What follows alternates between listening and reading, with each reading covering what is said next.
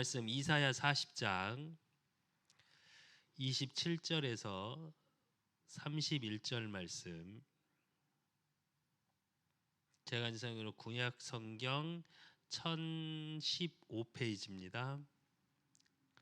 이사야 40장 27절에서 31절 말씀 같이 합독하시겠습니다. 야곱아, 어찌하여 내가 말하며 이스라엘아, 내가 이르기를 내 길은 여호와께 숨겨졌으며 내 송사는 내 하나님에게서 벗어났다 하느냐? 너는 알지 못하였느냐? 듣지 못하였느냐? 영원하신 하나님 여호와 땅 끝까지 창조하신 이는 피곤하지 않으시며 곤비하지 않으시며 명철이 한이 없으시며 피곤한 자에게는 능력을 주시며 무능한 자에게는 힘을 더하시나니 소년이라도 피곤하며 곤비하며 장정이라도 넘어지며 쓰러지되 오직 여호와를 앙망하는 자는 새 힘을 얻으리니 독수리가 날개치며 올라간 같을 것이요 다른 박질하여도 곤비하지 아니하겠고 걸어가도 피곤하지 아니하리로다. 아멘. 이 말씀의 응답 그대로 오직 여호와를 앙망하는 자 새 힘을 얻으리니 독수리 날개치며 올라간 같을 것이요 그랬습니다. 저와 여러분의 있는 모든 현장 속에 하나님이 주시는 새 힘으로 독수리 날개치며 올라간 같은 응답의 축복을 누리시기를 예수 그리스도 이름으로 축원드립니다. 오늘 이제 우리 수요 예배는 현장 복음 메시지라는 교재를 통해서 이제 쭉 한번 보아 나갈 겁니다. 이건 무슨 얘기냐면 나의 현장 속의 복음을 어떻게 증거할 것이며 그 현장 속에 하나님의 일을 어떻게 나를 통해 해 나가실지, 강단의 흐름 속에 그 응답이 무엇인지 조금 확인해 나가셨으면 좋겠어요. 그래서 내가 점검되어지고 말씀 메시지를 통해서 나의 현장이 보여지고, 그래서 내 만남을 통해서 확인되어지는, 그래서 복음이 증거될 수밖에 없는 증인의 자리에 서는, 누가 뭐래도 이번 주 강단 말씀 전 저와 여러분은 그는 선지자라, 하나님의 말씀을 대언하고 하나님 만나는 길인 그 길을 안내하는 자, 즉 복음을 이야기하는 자거든요. 그래서 저와 여러분은 제일 먼저 이제 서로를 우리가 봐야 되는 제일 첫째가 뭐냐면 그 복음의 내용이 뭔지,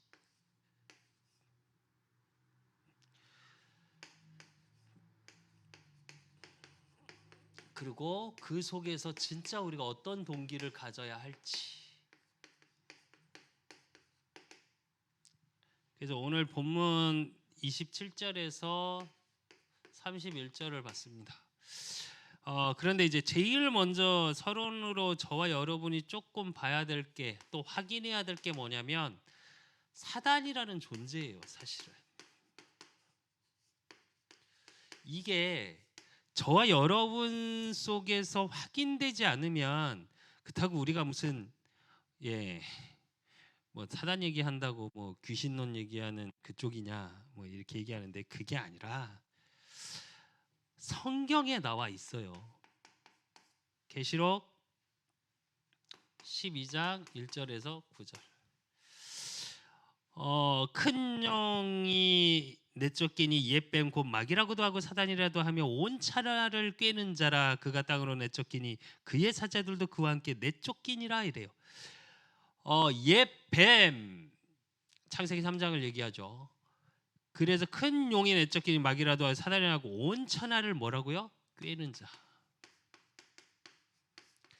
그래서 사단이라는 존재가 저와 여러분을 하나님을 알지 못하도록, 또 예수가 그리스도 되심을 알지 못하게, 그리고 설사 이게 알았더라도 어떻게 꿰냐?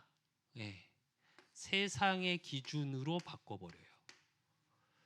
그래서 세상의 기준으로 비교하고 세상의 기준으로 상대적인 걸 찾아서 나의 행복을 찾게 만들어요. 무슨 얘기냐? 우리가 창세기 1장 27절에 하나님과 함께해야 행복한 인간인데 다른 것으로 행복하겠다고 계속 꾀요. 제가 이제 월요일 날 저희 노예가 있어서 노예가 끝나고 나서 이제 한 쇼핑몰 대형 쇼핑몰을 갔습니다. 그래서 거기서 시승차를 잠깐 봤는데 오늘 전화 왔더라고요. 예, 코로나 끝나면 저기 4차가 끝나면 시승되면 바로 연락 드리겠다고 영업사원이 그래서 아 그러라고. 근데 이제 그 차가 대략 7천만 원 정도 하더라고요. 차를 딱 보고 나왔는데 저희 이현경 사무가 한 번도 그런 얘기를 한 적이 차를 좋은 차를 더 좋은 차도 타봤는데 그런 얘기를 안 하더니 그 차는 딱 타고 그러더라고요. 이 차 타고 집에 가자 이러더라고요. 집에 갈 수가 없죠. 주문해도 1년 걸린답니다. 근데 어쨌든 근데 그러고 나오는데 무슨 생각이 딱 드냐? 돈이 좀 있었으면 좋겠다 라는 생각이 들더라고요. 사실 오늘 뭐 사역하면서 한 14님하고 생각을 하면서도 그 얘기를 조금 나눴습니다. 그게 뭐냐? 꿰는 자. 가치를 자꾸 바꾸려고 그래요. 사단은. 이 부분에 대해서 내가 확인되지 않으면요. 솔직히 말하면 복음이 필요치 않습니다. 돈이 더 필요하고 명예가 더 필요하고요. 나의 윤리가 더 필요하고요. 그래서 세상에서 보여지는 내가 훨씬 더 필요합니다. 필요한 게 훨씬 많죠. 근데 이게 보여져야 하나님이 함께 하심에 대한 의미가 무엇인지 알게 돼요. 그리고 이걸로 인해서 온 창세기 3장 1절에서 6절 근본 문제. 모든 문제는 여기서 시작된 겁니다. 하나님을 떠나고 죄를 범함으로 하나님 떠나 있는 상태. 이게 사실은 보여줘야 돼요. 사단은 끊임없이 하나님을 떠나 있게 만들어요. 저와 여러분의 삶의 현장을 살면서 진짜 복음을 하나님을 깊이 24시간 생각하기가 의외로 쉽지 않습니다. 일에 치이고 사람에 치이고 환경에 치이고 내가 해야 될 게 있고 그러다 보니까 어떻게 되냐? 하나님 자녀도 떠난 상태가 돼요. 죄 문제는 해결을 받았어. 근데 말씀에서 떠나 있고 하나님과 떠나서 어디로 들어가냐? 세상 풍조를 따르는 자가 되어지는 겁니다. 그러니까 에베소 2장 3절에 본질상 진노의 자녀였더니 네, 뭐가 쌓이냐? 계속 상처, 화가 쌓여요. 사실 그게 근본 문제 속에 있기 때문이에요. 이게 보여져야 예수가 그리스도 되심이 필요한 거예요. 안 그러면 필요 없다니까요.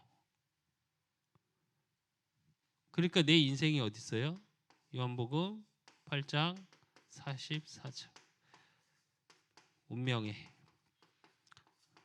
사주팔자에 묶이는 삶. 너희는 너희 아비 마귀에서 났으니. 이게 참 무서운 말이거든요. 그냥 난 걸로 끝나는 게 아니라 그는 처음부터 살인한 자요. 그 속에 진리가 없으므로 거짓의 아비. 늘 속고 살아.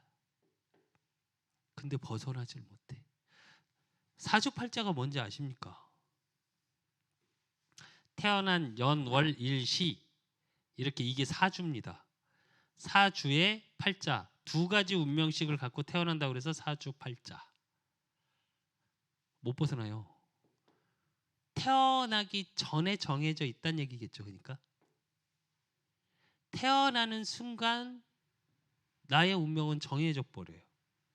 나의 인생이. 그러니까 늘 어떤 상태냐? 묶인 상태.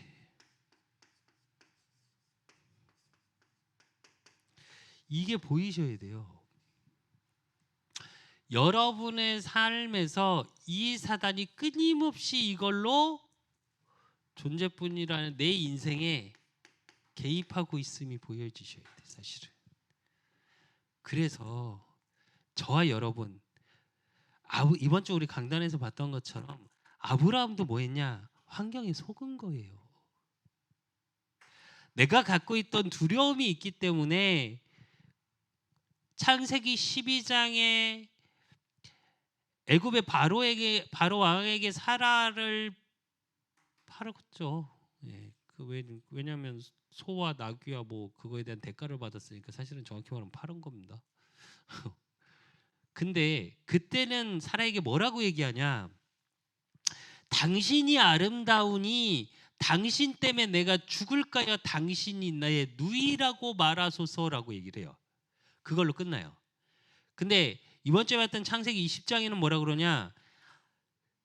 블레셋 땅에 하나님을 아는 자가 없기 때문에 나는 두려워서 누이라고 말했다 이렇게 얘기해요. 이게 뭐가 달라진 걸까요? 하나님의 기준이 달라진 거예요. 아브라함이. 창세기 12장에는 적각구를 가라 그러니까 싫은데 간마 하나님 그러셔서 삼촌 떠나 보내고 아버지 데려가고 하니까 어쩔 수 없이 조카 롯 데리고 있는 재산 바리바리 싸들고 가는 거예요. 그리고 적각 꿀이 흐르는 땅이라고 해서 딱 가봤더니 어떻게 해요? 기근 들었어. 먹고 살 게 없어. 목동이라니까요. 그러니까 목축지가 있어야 먹고 살아. 근데 기근 들었어. 아무것도 없는 거예요. 그러니까 애굽으로 내려가. 그러니까 하나님이라는 존재를 잘 얘기를 못해요. 그리고 인지도 못해요. 그러고 나서 하나님의 은혜로 많은 것들을 체험해 나갑니다. 어느 정도냐? 소돔과 고모라를 지나오면서 뭐라 그래요? 내가 하려는 일을 아브라함에게 숨기겠느냐? 말할 정도로. 그리고 어느 정도요?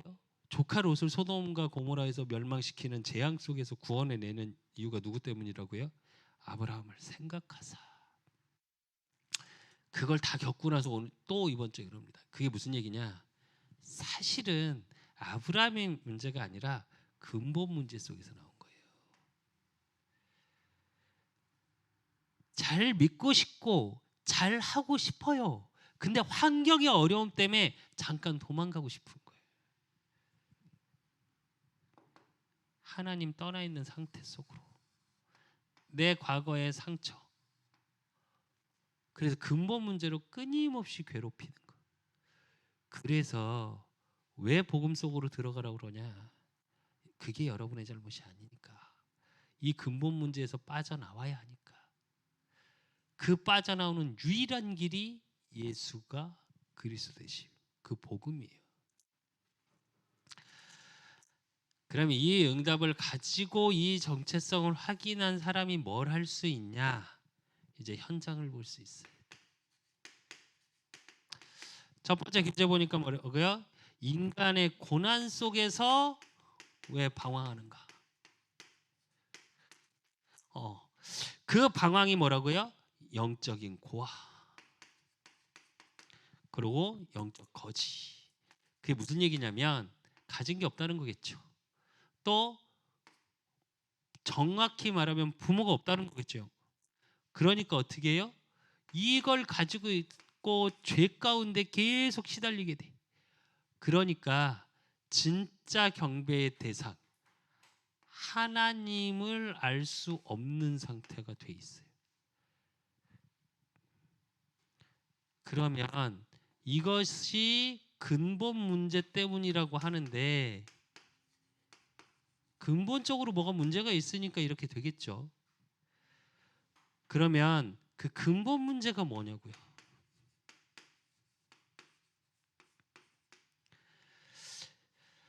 성경에서 말합니다. 그게 오늘 봤던 창세기 3장 1절에서 5절. 하나님 떠나고 그 하나님 떠난 게 뭐요? 로마서 3장 23절. 모든 사람이 죄를 범하였으며 하나님의 영광을 이루지 못하더니 그래요. 결국 죄라는 기준 이게 뭐냐? 하나님 떠난 게 죄예요. 그게 죄예요. 다른 게 죄가 아닙니다. 창세기 2장 17절에 그것을 먹는 날에는 반드시 죽으리라 하나님과 인간과 생긴 계약이에요. 이거는. 그러니까 신학적인 얘기하면 이게 하나님과 인간에 대한 첫 번째 계약이거든요. 그러니까 그냥 언약 체결이 아니라 언약적 계약 체결이에요. 그러니까 그냥 언약과 약속은 우리가 소위 말해서 약속과 계약은 다르겠죠. 약속은 어길 수 있어요. 상대방이 좀 신뢰를 놓쳐서 그렇지 어겨도 되는 거죠. 뒤에 뭘 따르진 않아요. 근데 계약은 다르겠죠. 우리 부동산 계약할 때 어떻게 해요? 예, 갑에서 만약에 계약을 취소하게 되면 보증금은 2배로 갚아줘야 되고, 을에서 만약에 계약한 을 쪽에서 하게 되면 내가 계약금 건 거 다. 쉽게 말하면 계약에 대한 건 반드시 따라오는 게 있어요. 그게 반드시 죽으리라 이 얘기는 창세기 1장 27절에 하나님의 형상인 영적인 것이 상실돼 버리는 상태를 얘기하는 거예요. 그래서 저와 여러분이 그 인간의 근본 문제, 하나님을 떠나 있는 그 죄가 무엇인지 현장에서 보여주셔야 돼요. 이게 현장의 모든 사람 이렇게 보이셔야 돼요. 하나님 모르는 모든 사람은 이렇게 보여야 돼요. 그리고 그 문제에 장본인이 있어요. 그 문제의 장본인은 성경에서 뭐라고 얘기하냐? 사탄, 마귀라고 얘기를 합니다.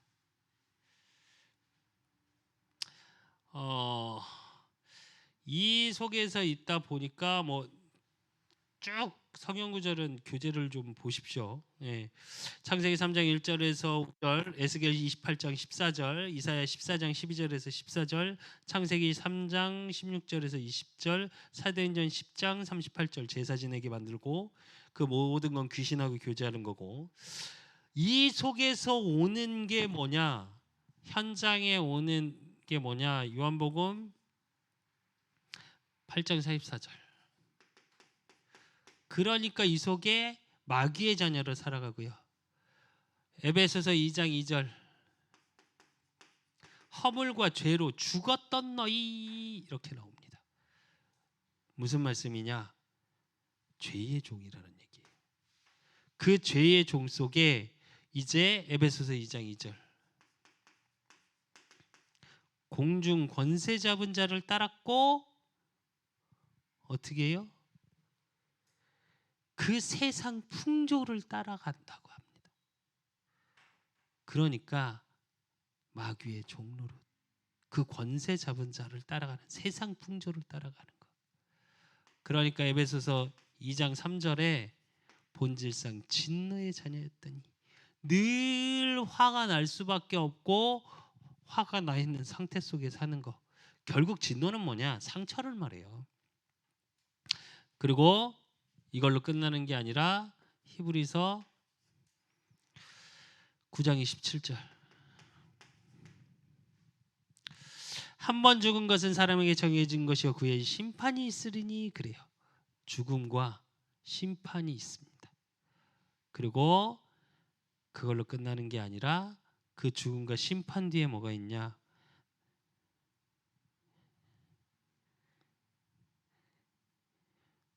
누가복음 16장 19절로 31절.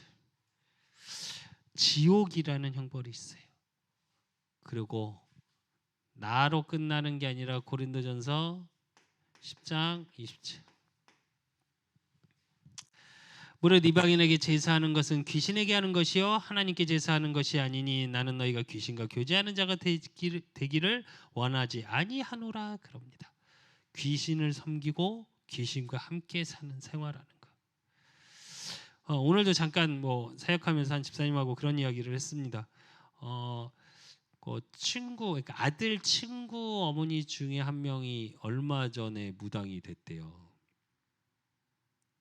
우리를 얘기하면 이제 새끼 무당인데. 근데 무당이 됐는데 그 집사님하고는 잘 지낸다고. 근데 뭐라고 얘기하냐? 섬기는 신은 느낀대요. 코끝에서 향기로. 예, 그러면서 더 센 신, 하나님 믿는 사람 이건 안다 하더라고요. 그런 얘기를 하시더라고요. 그러면서 뭐라 그랬냐? 제가 뭐라 그랬냐면, 근데 한참 만에 양양인가 뭐 속초 속에 있다고 큰아들 저기 동기들 부모들 모임에서 아는 분인데, 그래서 한참 만에 몇 개월 만에 가서 우연히 만나게 됐는데 가서 봤더니 여기 머리가 나이가 한 살 어리대요. 그 집사님보다 한 살 어리시다는데 여기 머리털이 다 빠졌더라고. 그래서 제가 그랬습니다. 정상적인 삶이 어려울 겁니다. 제가 그랬어요. 굉장히 눌려 있고 묶인 상태. 진짜로 자는 거 하나 마음대로 못 해요. 귀신 자라 그래야 자요. 무속인들은 씻는 것도 마음대로 못 씻어요. 씻으라 해야 씻어요. 귀신과 교제하는 상태 속에 사단은 끊임없이 끌어들이고 있어요. 그리고 세 번째로 보면, 그렇다면 왜 타 종교에는 구원이 없나? 이걸 가지고 뭐 기독교만 너희만 있냐? 뭐 그래서 기독교는 뭐 굉장히 획일적인 종교요, 폐쇄적인 종교요, 뭐 이런 식으로 말을 많이들 하는데 그렇지 않습니다. 이제 뭐 국가적으로 법으로 뭐 이제 예수 그리스도 복음만 또 기독교에만 구원이 있다 이렇게 얘기하면 이제 뭐 조만간 뭐 한다고 이제 법의 계류 중에 있죠. 근데 이거는 그렇게 말할 수밖에 없습니다. 성경 우리는 말씀을 이야기하고 말씀에 그렇게 나와 있고, 그리고 이게 사실이니까요. 왜 타종교에는 구원이 없냐? 원죄 해결이 불가능합니다. 이 근본 문제에서 빠져나올 수가 없어요. 내가 아무리 선행을 하고 내가 윤리적으로 도덕적으로 잘 지키고 잘 산다고 그래서 내 운명을 바꾸진 못하는데요. 내 사주팔자를 바꾸진 못하는데요. 이 근본적인 문제에서 떠나지 못하니까 늘 상처에 시달리게 살고 있는데, 계속 사단 마귀가 계속 내 인생에 여러 가지로 개입하는데 해결을 못해요. 선행으로 해서 해결될 수 있으면 우리 다 착하게 살면 되죠. 그건 사회생활의 윤리 규범입니다. 인간관계 속에서 지켜야 될 것들이에요. 그건 어떻게 보면 당연한 것들이고요. 언제 해결 못하고요. 그리고 율법은 그 누구도 완전히 지킬 수 없습니다. 무슨 얘기냐? 특히 교회에 이제 다니시는 분들도 굉장히 율법적인 얘기를 많이 하시는 부분이 있어요.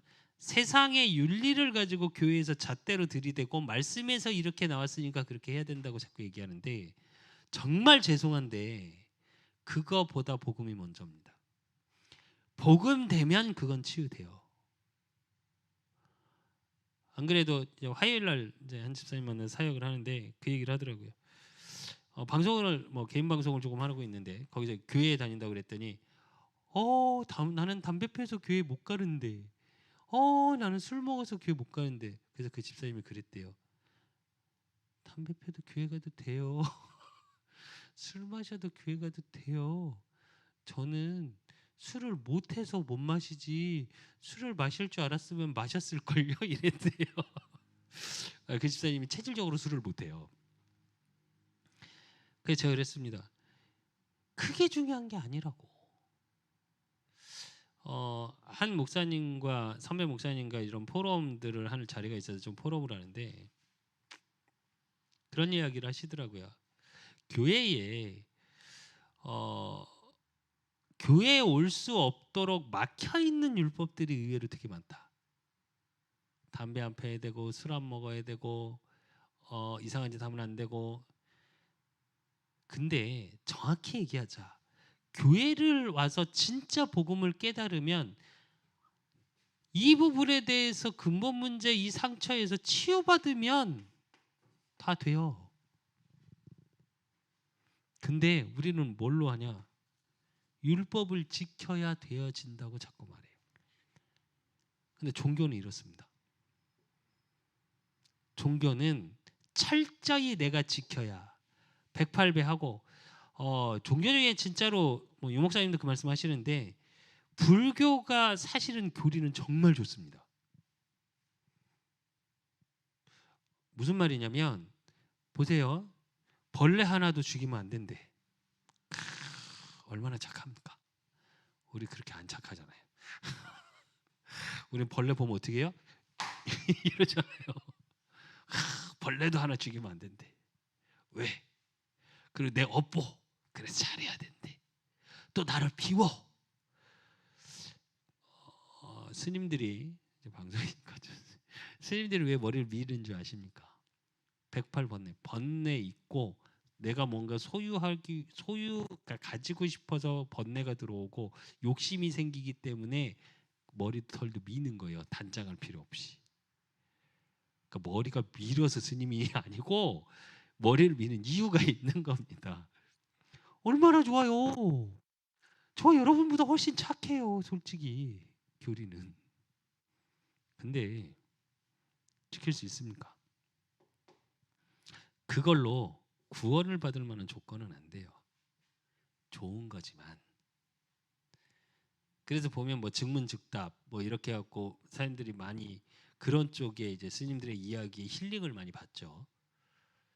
네, 좋은 말이에요. 필요한 말이고. 그러나 그 말이 구원을 얻을 수는 없어요. 그리고 이사야 64장 6절. 이사야 64장 6절을 보니까 무릇 우리는 다 부정한 자 같아서 우리의 의는 다 더러운 옷 같으며 우리는 다 잎사귀 같이 시듬으로 우리의 죄악이 바람같이 우리를 몰아가나이다 이래요. 아무리 이 속에서 몸부림쳐서 그것을 벗으려 해도 더러운 옷을 계속 덧입으면 어떻게 됩니까? 깨끗해집니까? 더러운 옷 위에 계속 깨끗한 옷 입어보십시오. 깨끗해집니까? 더러워져요. 그러니까 타 종교에서 우리의 죄를 씻기기 위해서 무언가를 행위적으로 한다? 그걸로 되어지진 않습니다. 인간의 행위로 의를 찾을 수는 없어요. 그리고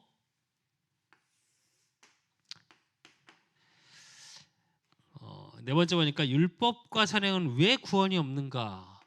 율법, 선행 너무 좋은 거죠. 지키고 또 좋게 베풀고. 근데 여기에 왜 구원이 없냐고요. 그건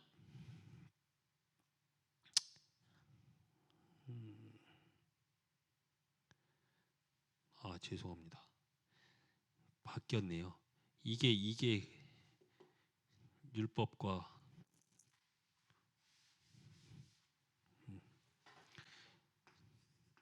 이게 율법 선행입니다. 그리고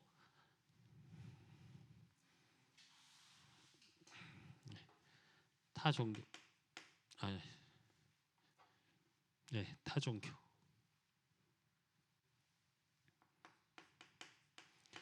타 종교는 왜 구원이 없는가? 그건 로마서 3장 23절. 모든 사람이 죄를 범하였음에 대한 죄에 대한 의미를 다르게 두고 있기 때문에 그래요. 원죄를 건들질 못해요. 종교지만 이 원죄에서 빠져나올 수가 없어요. 그리고 마태복음 11장 28절. 수고하고 무거운 짐이 돼요. 그게. 종교는 내 열심으로 계속 해야 하기 때문에 자꾸 더 하고 또 하고 해야 돼. 종교의 어근, 말의 시작의 뜻이 뭔지 아십니까? 귀신이 무서워서 무릎 꿇을 때예요. 그래서 종교는 점점 가중돼요. 내가 지금 이만큼 했으면 조금 더 해야 되고, 이만큼 했으면 더 해야 되고, 이만큼 했으면, 그 단적인 게 사실은 무속도 똑같습니다. 귀신도 자꾸 더 큰 귀신을 불러들여야 되기 때문에 처음에 50만 원짜리 구슬했으면 그 다음에 100만 원짜리 구슬해야 되고요. 처음에 10만 원짜리 부적을 썼으면 그 다음에 50만 원짜리 부적을 써야 되고요. 50만 원짜리 부적 갖고 안 되면 이제 100만 원짜리 부적을 써야 되고요. 이제 이렇게 계속 가다가 오직하면 어떻게 가는 줄 아십니까? 여러분은 전도 안 하는데 무당은 전도합니다. 지가 하다 한다면 어떻게 하는 줄 아십니까? 교회 가세요 이래요. 실제로 그럽니다. 근데 웃기죠. 그럼 바로 교회 안 들어갑니다. 우리가 그렇게 교회 가라고 가져갈 때는 안 가다가 무당이 교회 가라고 그러면 간대요. 그래서 제가 사실은 밑에 지금 놓고 기도하는데 거기서도 전도됐으면 좋겠다. 그리고 그렇게 돼야죠. 떠나보내고 보내는 게 아니라 그 영혼을 붙잡고 있는 흑암이 떠나가야 돼요. 그래서 종교에는 사실은 구원이 없어요. 왜? 내 의라는 게 종교에는 계속 들어가기 때문에 종교에는 구원이 있을 수가 없습니다. 내 열심이 들어가기 때문에. 그러면 이 속에서 하나님이 주신 해결책, 하나님이 그렇다면 이 속에서 해결책을 주셨겠죠. 그 유일한 해결책이 뭐예요? 요한복음 1장 14절. 말씀이 육신이 되어서 오셨다고 그랬고, 사도행전 4장 12절. 천하 구원, 다른 이로서는 구원을 받을 수 없나니 천하 구원 받을 만한 다른 이름을 우리에게 주신 적이 없다고 합니다. 요한복음 14장 6절. 내가 길이요 진리요 생명이니 나로 말미암지 않고는 아버지께로 올 자가 없느니라. 예수 그리스도. 이 부분에 대해서 저와 여러분은 분명히 하나님의 해결책이 보여져야 되고요. 그 하나님의 해결자 예수 그리스도, 구약으로 얘기하면 메시아입니다. 이게 신약으로 오면서 뭐요? 그리스도. 그렇다면 이 구원자의 자격, 그 구원자의 자격은 뭐냐? 베드로전서 3장 18절.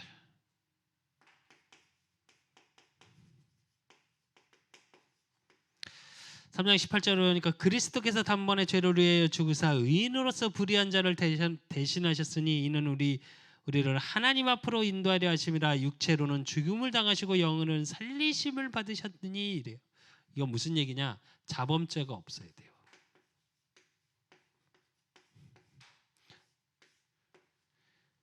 그리고 창세기 3장 15절. 여자의 후손, 이 이야기는 무슨 얘기냐면 창세기 3장의 모든 씨를 가진 자는 원죄 속에 있습니다. 그러면 그 씨를 가진 모든 자는 죄를 갖고 태어나요. 그러면 그 씨를 받지 않아야 돼. 그래서 여자의 후손이에요. 그래서 이사야 7장 14절에 보니까 처녀가 잉태하여 아들을 낳으리니 이르죠.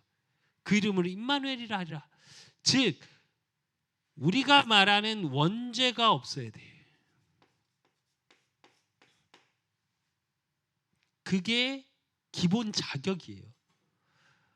그리고 마태복음 16장 16절. 주는 그리스도시요 살아계신 하나님의 아들이시다. 요한복음 1장 14절. 말씀이 육신이 돼서 오셔야 되고, 즉 말씀 그대로의 성취 속으로. 그리고 빌립보서 2장 6절. 그는 근본 하나님의 본체시나 하나님과 동등됨을 취할 것으로 여기지 아니하시고 이래요. 즉 하나님이셔야 된다고요. 그리고 고린도전서 15장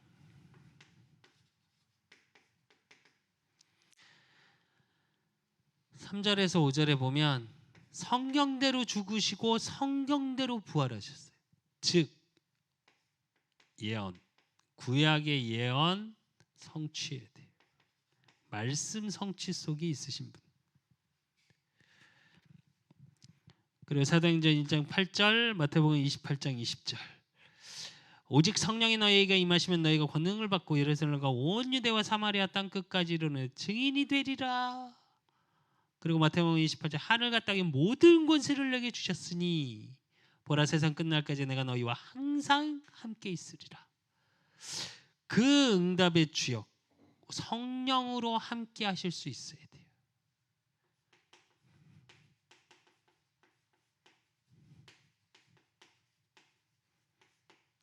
이게 자격입니다. 그러면 저와 여러분이 좀 확인할 거. 그렇다면 진짜 구원이 뭘까요? 뭘 가지고 자꾸 구원받아야 되고 구원이라고 이야기를 할까요? 에베소서 2장 2절. 과거 문제 해결, 현재 문제 해결, 미래 문제 해결입니다. 그리고 제일 중요한 거, 이 문제 해결을 현실 속의 증거로 확인되는 거. 즉 삶을 통해 확인되셔야 돼요. 저 여러분은. 그래서 에베소 2장 7절에 보니까 뭐라 그랬냐? 이는 그리스도 예수 안에서 우리에게 자비하심으로 그 은혜의 지극히 풍성함으로 오는 여러 세대에 나타내려 하심이라 이래요. 여러분의 삶을 통해 뭐요? 그리스도가 증거되는 삶. 이게 구원받은 삶이에요. 그런 거 있죠. 왜? 저분은 아무것도 안 하는데 그냥 그렇진 않은데 참 편안해 보여. 저한테 제가 요즘 듣는 말 중에 하나입니다. 제가 목사란 얘기를 안 하고 가만히 있어도 목사님이세요까지는 아닌데 교회 다니시죠? 이렇게 얘기하는 분들은 꽤 있어요. 아직은 목사님 같지는 않은가 봐요. 전번에 제가 준목일 때 뭐 교회 행사가 있어서 자리를 알아보고 식당이나 이런 거 알아보러 먼저 한번 나가서 돌아다니자 있는데 사장님 그러더라고요. 그랬더니 골프 치고 오시나 봐요 이러더라고요. 속으로 그랬어요. 골프 이랬는데 근데 이게 무슨 얘기냐면 저와 여러분의 삶 속에 과거의 모든 것이 저와 여러분은 뭐요? 발판이요, 증거거리가 되는 거고요. 현재의 모든 문제는 미래에 하나님이 내게 주실 응답이고요.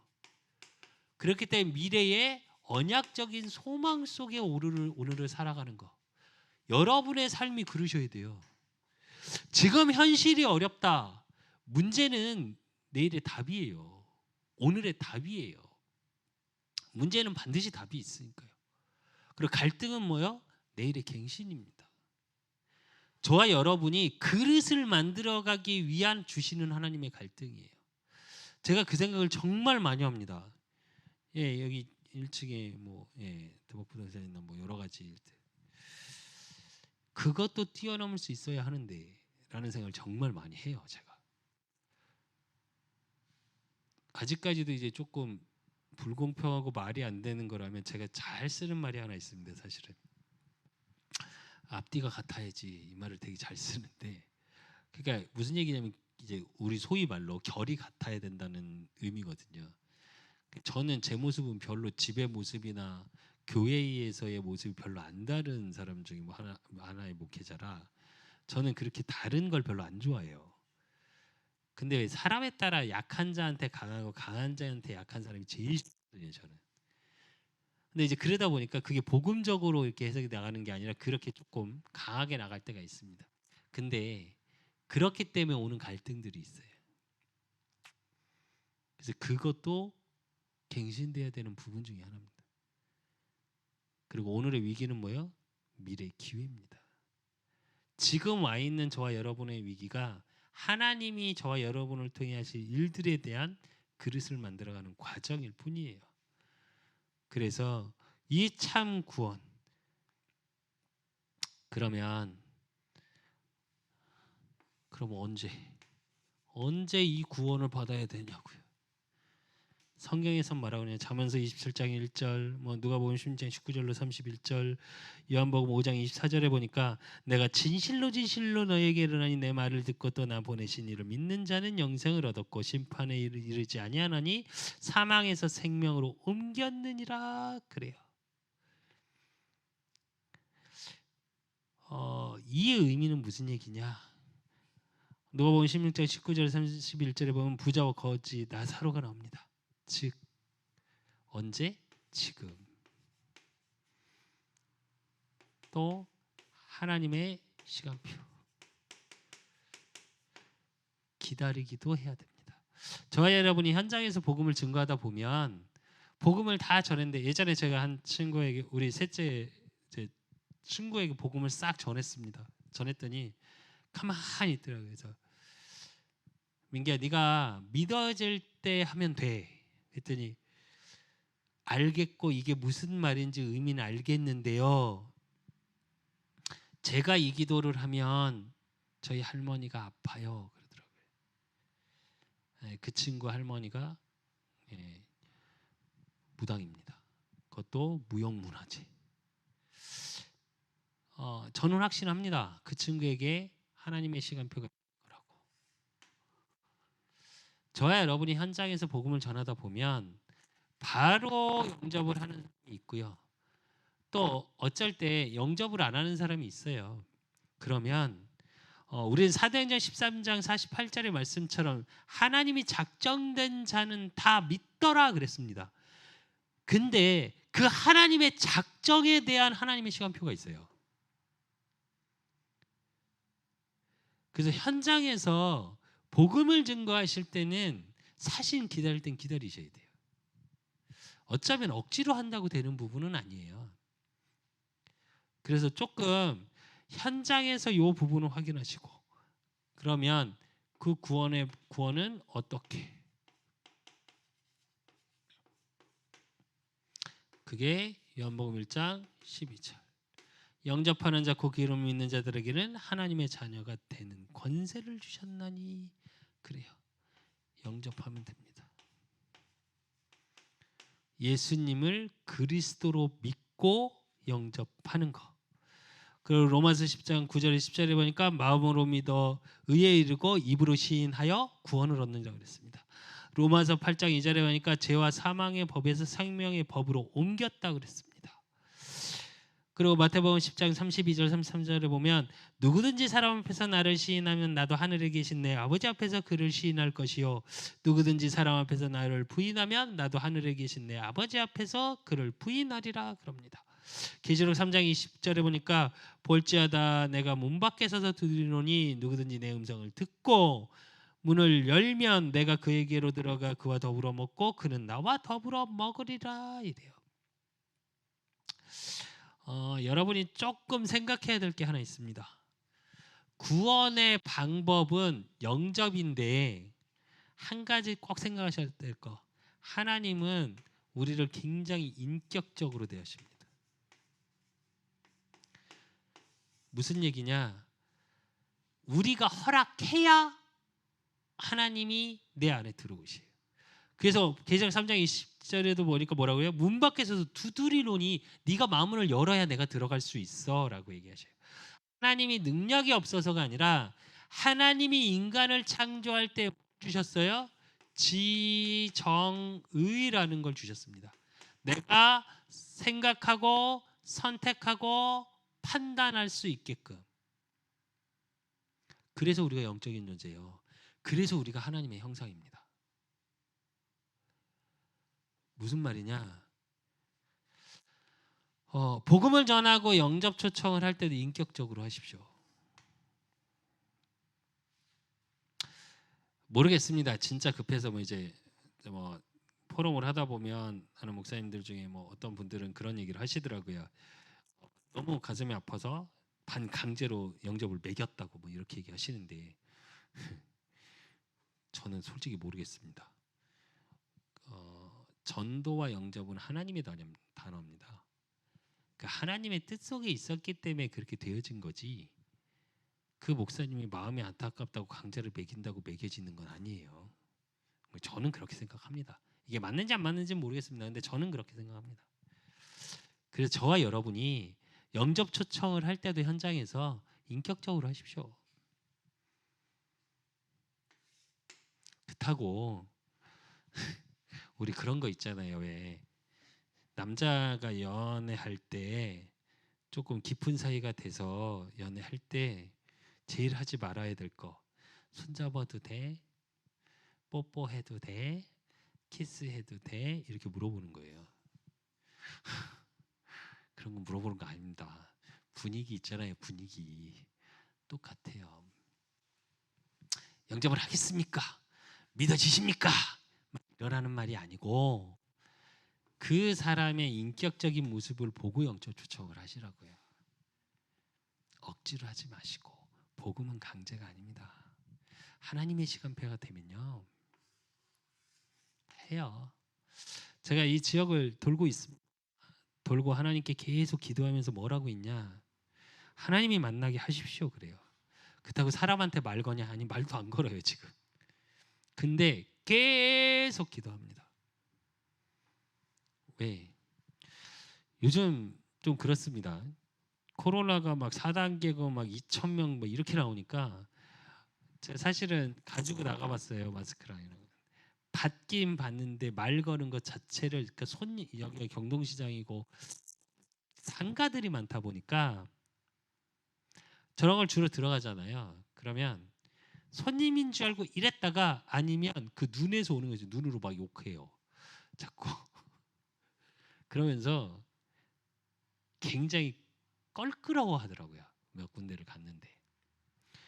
그래서 지역의 흑암부터 꺾자. 그리고 돌고 있어요. 그리고 그 하나님의 시간표가 임하기를. 똑같습니다. 여러분의 직장 현장 속에 우리 윤경 사모님도 마찬가지고 우리 수창인 청년도 마찬가지고 우리 그 사람교회 성도들 마찬가지입니다. 내 현장에 있는 현장에서 구원을 놓고 하나님의 시간표를 놓고 기도하십시오. 예전에 윤경 사모 기도할 생각할지 모르겠는데 옛날에 직원 한 명 왜 차 태우고 오다가 차 안에서 영접한 거. 또 복음전에서 교회까지 잠깐 나왔었죠. 성가대까지 있다가 어디로 사라지셨는지 그분은 잘 모르겠는데 기도하시나요? 하세요. 저 여러분이 반드시 알아야 될 거 하나 있습니다. 하나님이 저와 여러분에게 복음을 통해서 하는 만남들이 있습니다. 기도의 끈 놓지 마십시오. 이거 절대 놓치지 마십시오. 설사 그가 보이고 안 보이더라도 연락이 끊기고 다 끊겼더라도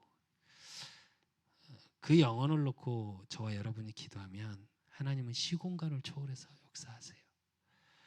제가 친동생 같은 종태라는 친구가 있습니다. 다시 기도합니다. 제가 기도를 좀 쉬었었어요. 근데 어느 날 문득 무슨 생각이 드냐, 모든 만남을 한번 다시 싹 생각하게 하셨고 하나님이 우리 그 사람께 개척하게 하시면서 그전 연락처를 다 없애게 하셨어요. 그래서 지금 저한테 있는 연락처는 요 근래 연락처들밖에 없어요. 사실은 새롭게 시작하라는 얘기겠죠. 근데 그 새롭게 시작 속에 제가 그 동생들의 연락처가 하나도 없어요. 오래됐고 세상에서 만날 때 있었던 동생들이었기 때문에. 근데 다시 놓고 기도를 합니다. 왜 하냐? 그 만남도 하나님이 주신 거니까. 물론 불신자 때의 만남이지만 그 만남도 하나님이 주신 만남이니까. 근데 더더군다나 복음을 전했던 만남이라면 절대 기도의 끈 놓지 마십시오. 다시 기도하세요. 네. 절대 기도의 끈 놓지 마십시오. 우리 수창이도 마찬가지입니다. 수창이 친구들 다시 기도하고 있습니다. 제가 이제 적어놓고 다시 기도하고 있는데, 왔으면 좋겠다로 끝나지 말고, 이번 주 강단 말씀처럼 그가 너를 위하여 기도하리니, 그가 기도하면 네가 살 것이요 아니면 너는 반드시 죽으리라 그랬습니다. 여러분이 기도하지 않으면, 전도자의 기도가 없으면 그는 죽습니다. 그거 알고 기도하셔야 돼요. 어쩌면 여러분의 기도가 있기 때문에 살아갑니다. 제가 늘 하는 말이 하나 있습니다. 복음을 알고 그 복음의 의미, 이 내용의 의미가 나의 것이 안 되고 나의 동기가 안 되니까 저한테는 돈을 벌기 위한 수단이었거든요. 성공하기 위한 수단이었고, 그래서 복음을 떠나서 돈을 벌고, 근데 그 시간 속에 저를 위해 기도한 분들이 있었어요. 그 두 분의 기도 때문에 저는 항상 이 자리에 있다고 말을 합니다. 그래서 제가 하는 말이 하나 있어요. 전 늘 기도의 빚진 자라고. 그래서 저는 이건 놓지 않습니다. 한번 만나면. 그래서 꼭 기도의 끈 놓지 마십시오. 그리고 그러면 어떻게 되는가? 구원받은 변화.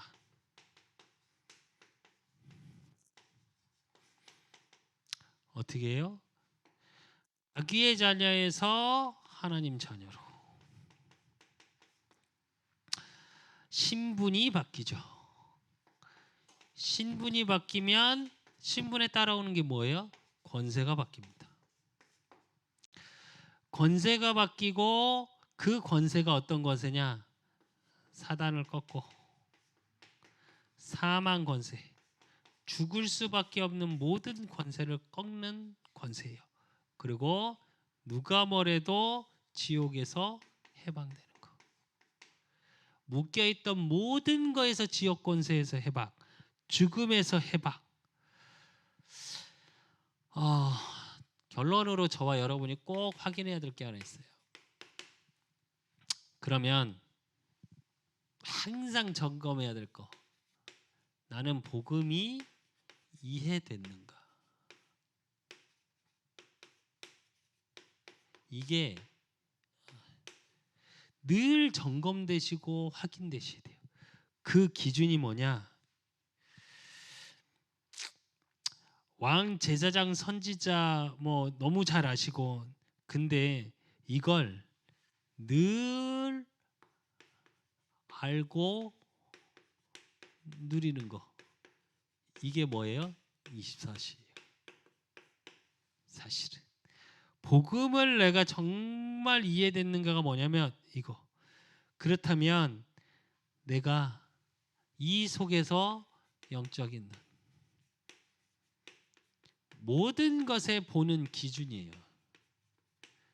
내 모든 것이 이 복음으로 보여지냐, 그리고 그 속에서 전도가 이해됐냐. 행위적으로 하는 게 아니라 하나님의 시간표, 그리고 거기에 나의 관심이 있냐고요. 영혼 구원에. 그러니까 복음이 이해됐다는 건 이거고요. 그러면 이 복음이 이해되는 방법은 뭐냐? 사실은 하나님이 나와 함께 하시면. 마태복음 28장 20절의 말씀처럼 세상 끝날까지 내가 너희와 항상 함께 있으리라 하시니라. 그래서 저와 여러분이 조금 현장에서 확인되어질 거, 우리 이영애 사모님도 마찬가지고 이제 이 복음이 나의 것으로 정리되셔야 돼요. 정리됐고 이해됐다는 건 무슨 얘기냐면 실제로 복음이 나의 것으로 나의 삶 속에서 확인됨을 강단의 말씀을 통해서 보여지기 시작하는 무언가를 시스템을 만들어야 돼요. 요즘 유 목사님 메시지에서 나오는 삶 세팅이 그거예요. 시스템을 만들어라 라는 얘기가 그 얘기입니다. 그러니까 내가 영적으로 이 복음을 누릴 수 있는 나만의 시스템이 있으셔야 돼요. 그게 어떤 분은 찬양일 수 있고요. 그 찬양이 기도로 이어질 수 있도록. 또 어떤 분은 메시지를 계속 듣는 걸 수 있어요. 그럼 메시지를 듣는 걸로 제발 끝나지 마시고 그걸 기도로 이어가십시오. 이게 딱 무슨 얘기냐면 있는 그대로 말씀드리면 우리 다락방의 메시지가 넘쳐납니다. 메시지를 다 듣기만 해요. 이게 딱 어떤 느낌이냐면 우리 김수빈이 요즘 시험 내일까지 시험인데 학교에서 수업 열심히 들어요. 그래놓고 뭐라 그러냐? 나 공부했어 그래요. 아니요, 그건 수업 들은 겁니다. 공부를 한 게 아니에요. 무슨 말이냐? 들었으면 내 거화하는 게 공부예요. 근데 지금 다 어떻게 하고 있냐? 말씀만 들어요. 예배만 드려요. 그래놓고 내 거화하는 시간이 없어요. 복음을 계속 들어요. 사단의 존재의 개입, 그 근본 문제 때문에 내가 힘들고 어쩌고 지금의 내 있는 고통이 너무 어렵고 계속 들어. 메시지 들을 때 그런가 보다. 근데 내 현실에 딱 돌아가면 어때요? 상관없어 이거고. 그냥 힘들어. 사는 게 힘들어. 왜 그렇게 되냐? 복음을 내 거화하는 시간이 없어요. 그러니까 사단의 개입이 진짜 어떻게 하고 있는지 또 그 속에서 하나님의 시간표가 어떤지 안 보여요. 내가 안 보이는데 어떻게 내 현장이 보여집니까? 내가 안 보이는데 나에게 주신 만남 속에서 그 영혼들이 저렇게 사단에 붙잡혀서 이렇게 방황하고 살고 있다는 게 보여질까요? 안 보여집니다. 그러니 바른 기도가 안 되죠. 왜? 내 문제가 큰데. 우리 그사랑교회 성도 여러분들은 이 수예배 메시지 때는 제가 아마 이런 현장 얘기들을 좀 많이 하게 될 겁니다. 저도 이제 현장에 가는 부분에 대해서 현장에 대한 포럼도 할 거고요. 그래서 현장 복음 메시지가 왜 중요하냐? 현장에서 복음을 누리고 확인하고 증거하고 양육할 수 이 한 권이면 다 양육할 수 있어요. 우리 다락방 교재 20가지 교재들의 키가 사실은 이 현장 복음 메시지 속에 다 있습니다. 그래서 내가 메시지 받는 걸로 끝나는 게 아니라 그 말씀 메시지 속에서 내 현장이 이걸 통해서 보여지기 시작하셔야 돼요. 그래야 이거와 강단이 흐름이 같이 보이셔야 돼요. 그래야 현장에 구원받은 변화를 통해서 증거하는 응답 속으로 들어가실 수 있어요. 그래서 진짜 이번 주 강단의 말씀처럼 그는 선지자라. 하나님 만나는 길, 예수 그리스도를 증거하는. 그래서 그걸 위해서 그가 너를 위해 기도하리니 기도하는 우리 그 사람께 모든 성도 여러분 또 현장이 되시길 예수 그리스도 이름으로 축원합니다. 하나님 아버지 감사합니다. 복음의 내용, 예수님이 그리스도로 이 땅에 오실 이유, 창세기 3장의 근본 문제를 통해 죄와 사망으로 죽을 수밖에 없고 저주 재앙, 요한복음 8장 44절 너희는 너희 아비 마귀에서 났으니 그는 처음부터 살인한 자라. 우리의 모든 것을 죽이고 거짓의 아비로 진리에 서지 못하게 이끌어가는 묶인 인생을 살 수밖에 없는 우리를 예수 그리스도 모든 사람이 죄를 범하였음에 하나님의 영광에 이르지 못하더니 그 죄 때문에 하나님을 알지도 못하고 사는 우리의 인생, 이제 예수 그리스도를 통해 그분이 왕이요 제사장이요 선지자로 오셔서 나를 구원하시고 또 나를 구원하셨을 뿐만 아니라 이번 주 주신 강단의 말씀처럼 그는 선지자라.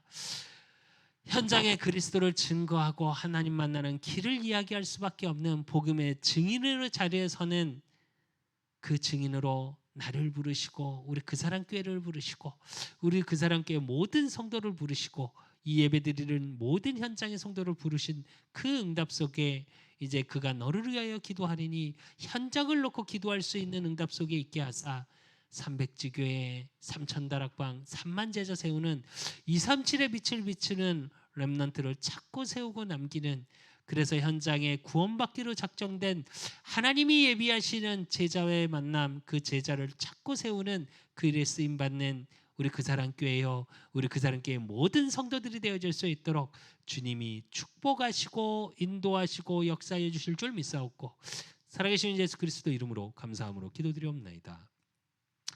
이제는 우리 주 예수 그리스도의 은혜와 우리 하나님 아버지의 극진하신 사랑하심과 성령님의 내주 교통 역사하심이 복음의 내용을 가지고 현장에서 이 복음을 증거하기를 소원하는 그래서 그는 선지자라 하나님께 인정받을 수밖에 없고 사람들에게 복음을 증거할 수밖에 없는 기도 속에 있기를 소원하는 우리 그 사람 교회 모든 성도들 머리 위에 저들의 가정과 저들의 업과 저들의 모든 만남 위에 이제로부터 영원까지 항상 함께 있을지어다. 아멘.